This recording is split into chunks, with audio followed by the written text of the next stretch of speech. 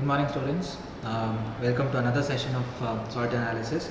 So I have the salt here. We'll be analyzing this to find its acid and basic radical, and we'll be reporting the same at the end of the analysis. Okay. So as usual, let's start with the preliminary analysis again. The preliminary analysis consists of the state, color, and solubility. First, let's test the state of the salt.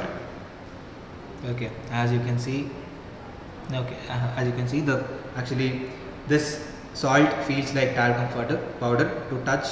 It feels like a talcum powder, and hence you have to call this amorphous. The previous salts, whatever we did, felt like the table salt that we use in our kitchen, so that we called crystalline. Since this feels like our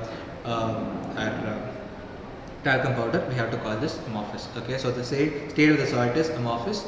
The color looks okay, as you can see, it looks colorless, white, which is also called colorless. Hence, the color of the salt is colorless. Now, let's move on to the solubility of the salt. For solubility, just take some small quantity of the salt, add 3 to 4 ml of water.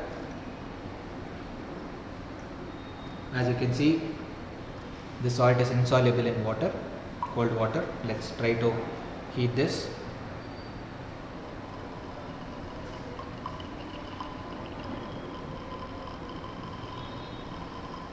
Okay, so even after heating, it's still insoluble in water. So we'll have to move on to the next reagent, which is dilute HCl. So we'll be trying to dissolve the salt in dilute HCl. Small quantity of the salt, and add dilute HCl to this.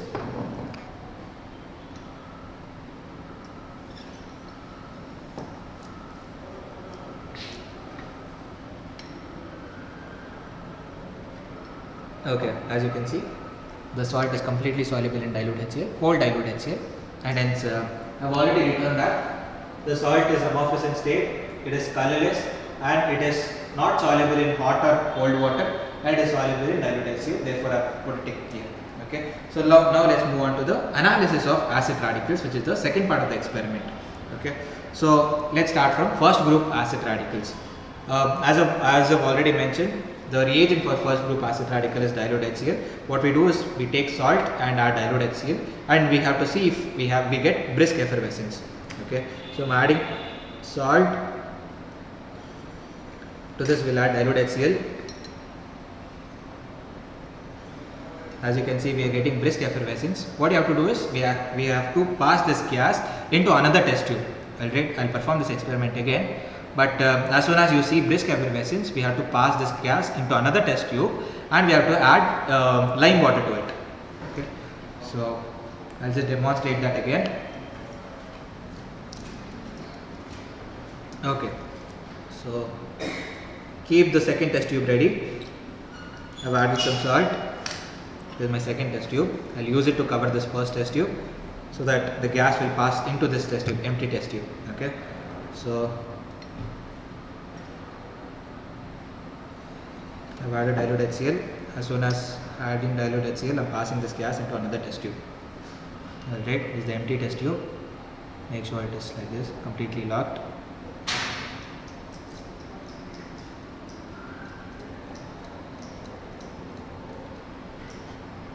Okay, and to this empty test tube, I'll pass the gas, and I'll be adding lime water to this. Right.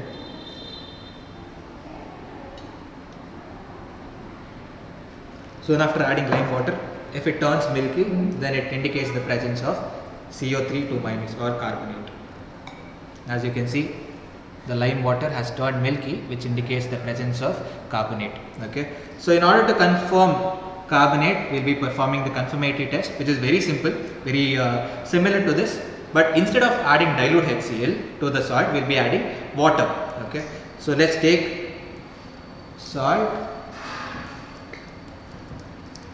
In spite of adding dilute HCl, we'll be adding water, and the rest of the experiment is same. Take salt, small quantity of salt into the test tube, add water to it, After adding water, you have to heat this test tube and pass the gas into another test tube, empty test tube. Alright. So I've kept the empty test tube like this, and I'll be heating this test tube. Alright.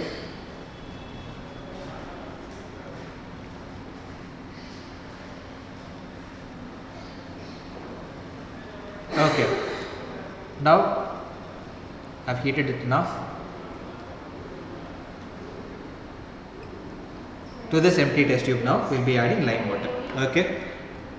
After adding lime water, if it turns milky, if this lime water turns milky, then it indicates that CO3 2 minus is absent. Alright, but it shouldn't turn milky. That's the whole point. Alright, as you can see, it is still a clear solution, which indicates that CO3 2 minus is present.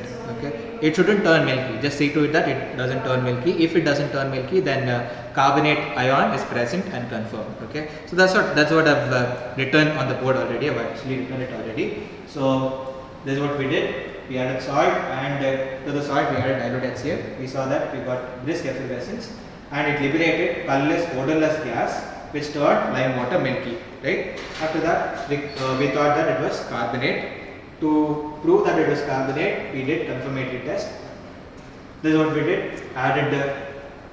We took salt, added water to it, and we boiled it, and we passed the gas into another empty test tube, and to that we added lime water. Yes, we also observed that lime water did not turn milky, which confirmed that it was carbonate ion. Alright. So now we are done with the first part of the experiment. We'll be moving on to the second part of the experiment, which is analysis of basic radicals.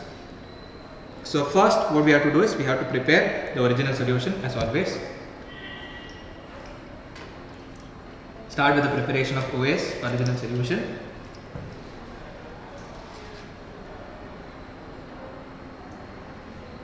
Dissolve enough quantity of salt in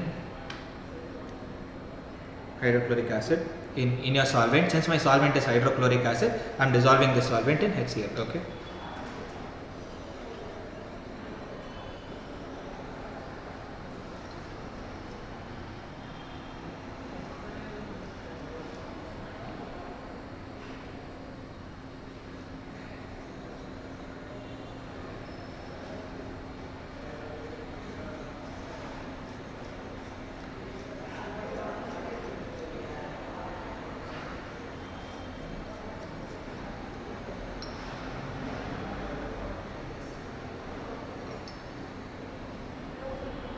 Okay. So prepare the original solution now. Just a second. Okay, I've prepared the original solution now. Now we'll be moving on with the analysis of basic radicals. First, let's analyze zeroth group basic radical, which is ammonium. What we do for ammonium is again very simple. Take small quantity of the salt and treat it with sodium hydroxide. If you are getting ammonium, or if you are getting a pungent odor, then it indicates presence of ammonium ion. Taken salt, small quantity of salt. To this I'll add sodium hydroxide. Here, sodium hydroxide. Check it well. Smell it. Okay, I am not observing any pungent odor of ammonia. So it indicates that ammonium is absent. So we'll be moving on to the second group basic radical. Again, the rest of the basic radicals rather. See, like I've already told you, you don't have to check for a second group and third group basic radicals, because we'll never be giving you the second group or third group basic radicals. So you can you can directly move on to the third group basic radical. So let's check for third group basic radicals. How do you perform this test? Take original solution, small quantity of original solution. To this we'll add NH4Cl and NH4OH. NH4Cl is ammonium chloride. So let's add ammonium chloride and ammonium hydroxide. Okay, so this is ammonium hydroxide. If you're getting a precipitate, it indicates third group basic radical is present. As you can see, I am still having a clear solution, which indicates that third group basic radical is absent. So we'll be moving on with the fourth group basic radical. So the test for this is also very simple. You can just add H2S to the previous solution that I prepared, right? I added NH4Cl and NH4OH. To the same test tube, we can add H2S. Okay. So since I'm doing it since the beginning, I'll just show you how to do that. Original solution, to this add NH4Cl, salt, and also add NH4OH. To this solution, we'll be adding H2S gas or H2S liquid. Okay, I have the H2S here. I'll be adding H2S into this. Okay, as you can see, I'm not getting any precipitate. I'm just getting a clear solution, which basically indicates that fourth group basic radicals are absent. So now we'll be moving on to the fifth group basic radicals. Test for this is also very simple. What we have to do is we have to take original solution, small quantity of original solution. To this add NH4Cl,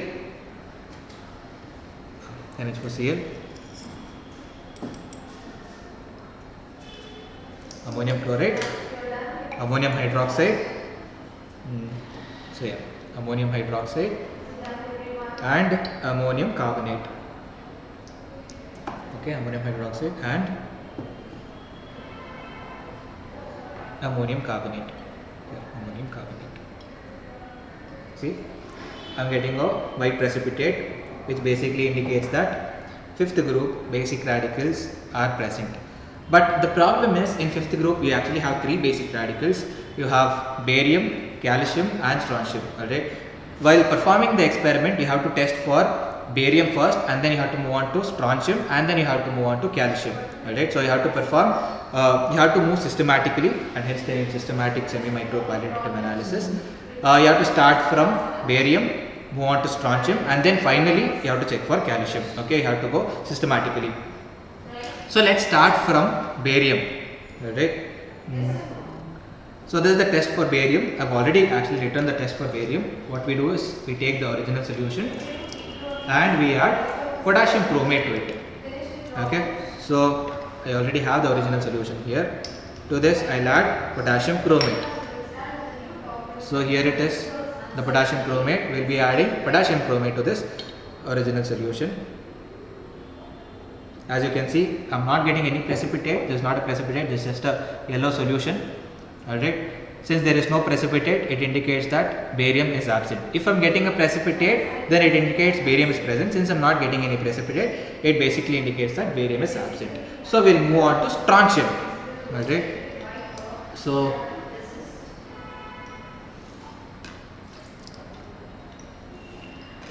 strontium, in order to test for strontium, what we have to do is we have to take original solution.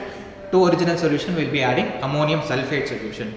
If you are getting white precipitate, it indicates strontium. If you are not getting white precipitate, it indicates the absence of strontium. Alright. So I'm actually running short of original solution. I'll just prepare it again. So let's take some salt, dissolve it in the solvent. That's all. That is original solution. Salt, dissolving the salt in the solvent. Alright. So okay, I made the original solution now. Now let's check for strontium, if strontium is present. So I have taken the test tube. I'll add a small quantity of the original solution. Okay, let's add a small quantity of the original solution. To this, what we'll be adding is, we'll essentially be adding ammonium sulfate solution, which is here, ammonium sulfate. Okay. After adding ammonium sulfate, you can clearly see that I am getting a clear solution. There is no precipitate whatsoever, which indicates that which indicates that strontium is absent. Alright. I took original solution. To this I have added ammonium sulfate solution. Since I am not getting a precipitate, it indicates the absence of strontium. If I had gotten a precipitate, it indicates the presence of strontium. Since I did not get any precipitate, this indicates the absence of strontium. So now let's move on to the last one, which is calcium. So let's test for calcium. Take the original solution. To this original solution, we'll be adding ammonium oxalate. Okay, I have ammonium oxalate over here. To the original solution, we'll be adding ammonium oxalate. Okay, after adding ammonium oxalate, if we are getting a precipitate, it indicates calcium. As you can see, after adding ammonium oxalate, I got a precipitate which basically indicates that calcium is present in my compound. Alright. So after the presence of calcium, what we have to do is we have to perform something called a flame test, which I'll be doing right now. So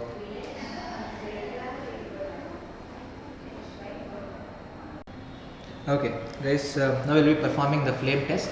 Performing the flame test is very simple. What we do is we take the given salt in a watch glass. Alright, so there is the watch glass. I've already taken the salt in the watch glass. To this, what we'll be doing is we'll be adding concentrated HCl and we'll be making a paste out of this. Okay, so I'll just add 1 or 2 drops of concentrated HCl. So I just add 1 or 2 drops.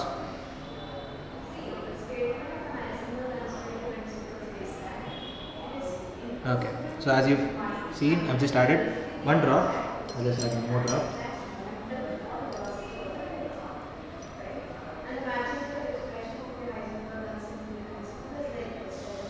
Okay, I've added 1 drop of this to the given salt. Now we have to make a paste of it, right?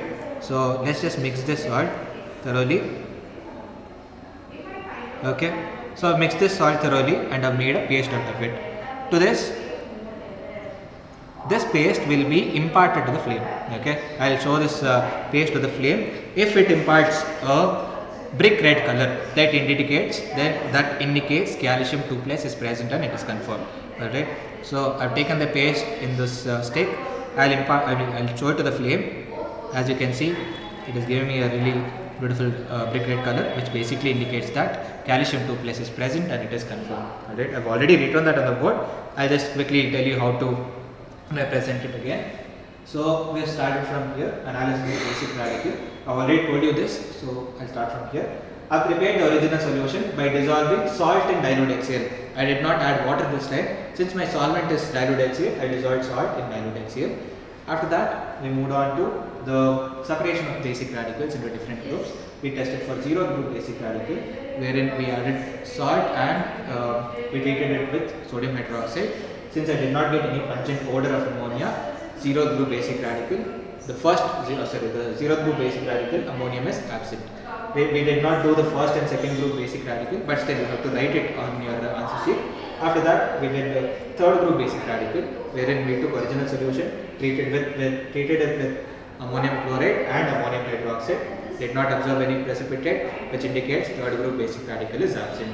Moved on to the 4th group. We added the original solution and treated it with ammonium chloride and ammonium hydroxide and H2S. We did not get any precipitate, which indicates 4th group basic radical is absent. After that, we moved on to the 5th group, wherein we took original solution, added NH4Cl, ammonium hydroxide and ammonium carbonate. We obtained a white precipitate, which basically indicates that it can be 5th group basic radical. It can either be barium, strontium or calcium. Okay. So in order to know which of these radicals, we had to perform 3 different tests.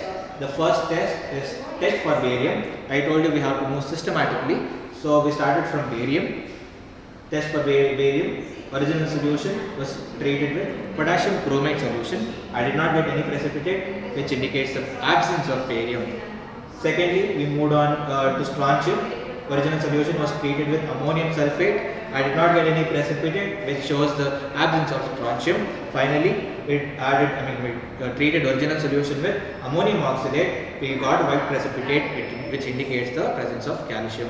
And then we performed the confirmatory test for calcium, which is nothing but the flame test.